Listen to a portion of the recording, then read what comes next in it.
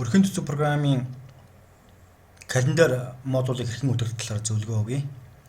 За өрхийн төсөв програм дээр календар өдөртдөг болсон.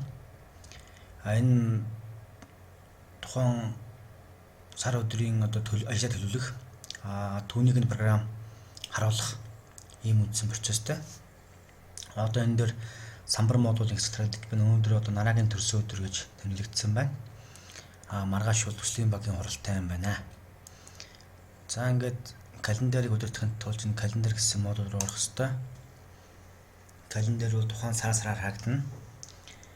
Сарыг гүйлгэж өршөө хошоо явахдаа энд очиж эхэлнэ.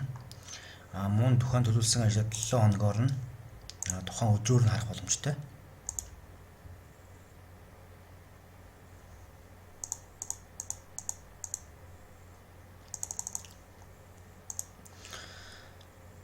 За тухайн өдрийн бол дэлгэр өнгө нь арай бүдүүн ногоон өнгөтэй харагдаж байна. Ялангуяа ивэнтүүд буюу илүүлсэн ажлууд нь тод ногоон өнгөөр цагаан фонт харагдаж байна. Чиний энэ болохоор өнгөрсөн мигуун гарагт 9:30 өдний дэлгэр очих хэрэгтэй юм байна. 13 цагт өсчний салон орох хэрэгтэй юм байна.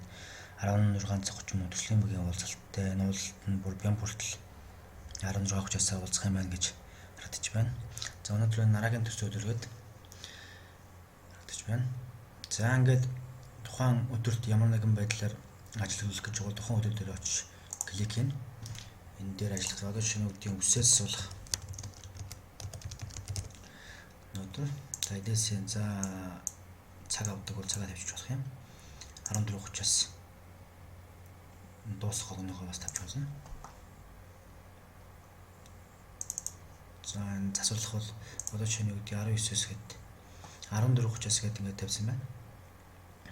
Одоо нарагийн төрсөн өдөр 19 цаг гэдэг. За 19 цагаас асуулъя. 19 цаг 30 минут. Гадгалж. 19 цаг 30 минут ингээд тухайн хөдөлгүүлсэн зүйлсийг цагийн дараалал харуулна. За маргааш нь тарагдаж байна.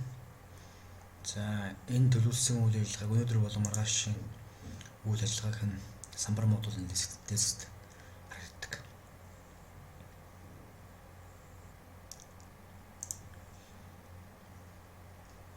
За ингээд төлөвлөгөөтэй төлөвлөсөн ажлаа мартахгүй эмцэхстэйгээр ажлаа амжилцгаая.